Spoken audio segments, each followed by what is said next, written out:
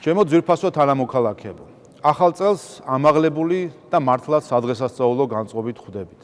საქართველომ მისი თანამედროვე ისტორიის ერთ-ერთ უდიდეს გამარჯვებას მიაღწია. ჩვენ ყველამ ერთად, დამსახურებულად და ღირსეულად მოვიპოვეთ ევროკავშირის წევრობის კანდიდატი ქვეყნის სტატუსს. თქვენი მუდმივი გვერდში დგომით და მხარდაჭერით საქართველოს ხელისუფლებამ შეძლო უდიდეს გამოწვევებთან გამკლავება. ქართულმა საზოგადოებამ უარი უთხრა რადიკალიზმს და დობა გამოუცხადა მოქალაქეების კეთილდღეობაზე ორიენტირებულ და ეროვნულ ინტერესებზე დამყარებულ საშინაო და საგარეო პოლიტიკას. შედეგად, ახალ 2024 წელს ხვდებით მშვიდობიან და ევროპულ საქართველოში, უფრო თავდაჯერებულნი და გაძლიერებულნი. გილოცავთ და მადლობას გიხდით თქვენი მხარდაჭერისა და ნდობისთვის.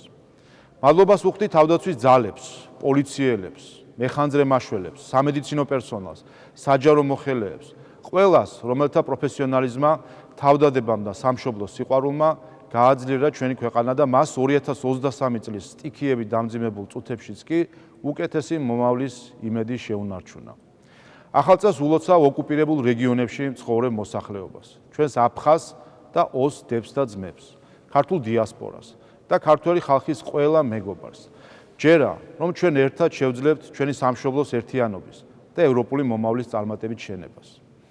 ახალ წელს ულოცავ დედა ეკლესიას, რომელიც არის ჩვენი ხალხის სულიერი წინამძღოლი და ღირსეულად დგას ჩვენი სულიერების და ღირებულებების ადარაჯოს. ამ დღეს განსაკუთრებულად ულოცავ ჩვენ მშობლებს, რომლებმაც ახალი წლის ტრადიციებს გვაზიარეს და ჩვენს მომავალ თაობას, ჩვენს შვილებს, რომლებსაც დღეს ამ ტრადიციებს უზიარებთ.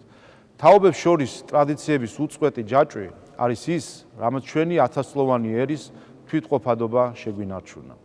მინდა კიდევ ერთხელ მოგილოცოთ ყველას ახალი 2024 წელი, გისურვოთ მშვიდობა, კეთილდღეობა, ჩვენი სამშობლოს წინსვლა და გამარჯვება.